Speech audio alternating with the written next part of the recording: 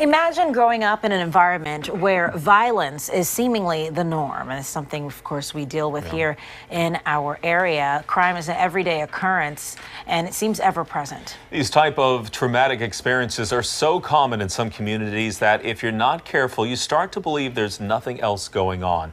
But as we all know, there's always two sides to every story, and Black Joy is within our reach if only we believe.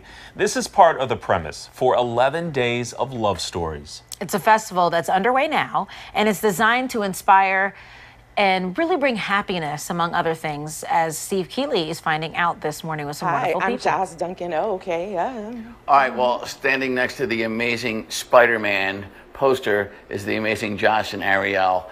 And this is Ariel's baby, 7 years here, a Temple graduate with an accounting degree who knows how to start a business and make a business thrive and make it something that people can look up to and be inspired by.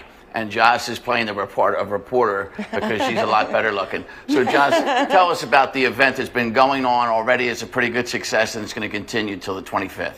Yes, we are on the 6th day of 11 Days of Love Stories. The Love Now Media team has been going throughout Philadelphia doing love-themed events with the goal of igniting joy in our communities. You know, it's been a tough time with the pandemic and just all of the different things that are going on, and we want to spread love. So that's what we've been doing through various events with lead support from the William Penn Foundation. We've been engaging artists, and we've done several events, 5 so far, and we have 6 more to go. So looking forward to rolling those out this week. Ariel, everybody's looking at you guys, but they're also looking at the person behind you. And Josh, who is that, Ariel?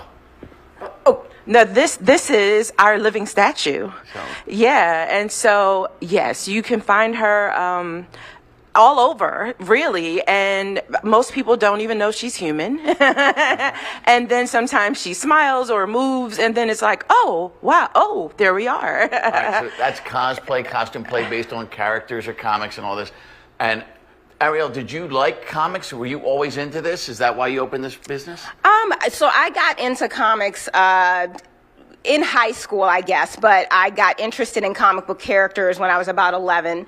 X-Men, which was a gateway for many folks, was my way into comic books. All right, we're going to walk back. This is beyond the retail store. Noelle's back there with us. She's also doing cosplay, and she's doing some artwork. There's a classroom back here. It's almost like a library. This is a place I think anybody from 3 to 103 would have a blast being in. Tell us about what's going on in here during this week.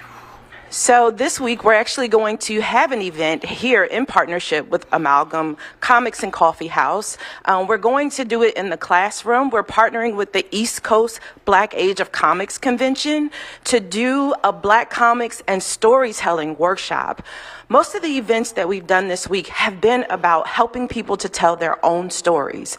So whether that's through art, through dance, through painting, through cosplay, how can people use the arts to think about their stories? And it's not just about, you know, our stories based on the past. It's about stories that help us to think about what we want our future to look like. So as we're thinking about change and, you know, how do we come out of this pandemic connected to one another? How do we sit in spaces and listen to each other talk about like where we come from, what we value, what we love? So that's what we're going to be doing at each of the events all week. And so...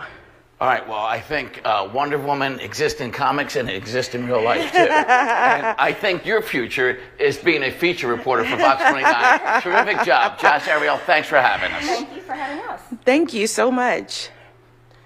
Thank you, ladies. Thank you, Steve.